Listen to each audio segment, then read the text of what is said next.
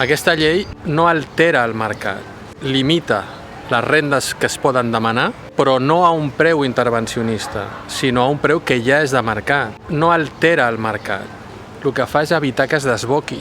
I evitant que es desboqui està donant oportunitat a molta gent que no pot tenir cap mena d'oportunitat davant d'una actuació desbocada del mercat immobiliari.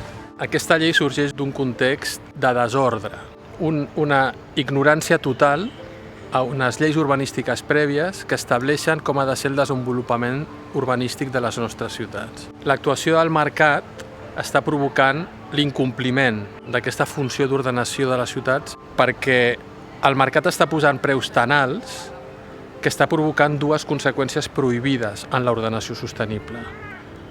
Una és la dispersió territorial i una altra és la cohesió social. La cohesió social vol dir que tothom, qualsevol nivell de renda, ha de tenir dret a viure en una ciutat. I la dispersió territorial és la conseqüència perquè si les rendes són molt altes, les rendes que són baixes no tenen oportunitat. I com que no tenen oportunitat i l'habitatge és un dret essencial, han de desenvolupar aquest dret essencial fora d'aquests àmbits i acostumen a ser llocs allunyats dels seus centres de treball, mal comunicats, per tant, se'ls està col·locant en un nivell de segona.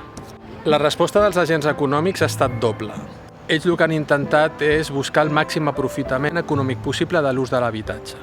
Han trobat una escletxa que és apartar-se de l'habitatge permanent, perquè aquesta llei només està dirigida a l'habitatge permanent.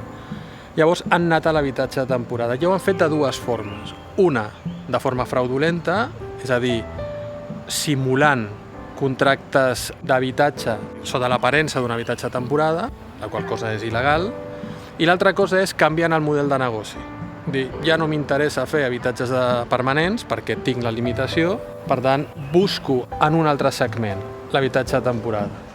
I això tampoc ho poden fer, no perquè sigui il·legal, sinó perquè altera el model d'ordenació i ho està fent el mercat immobiliari. I el mercat immobiliari no pot alterar el model d'ordenació.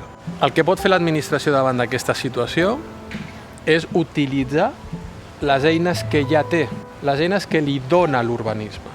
O sigui, ordenar, establir i reconduir el model d'ordenació. I això ho pot fer a través de plans especials.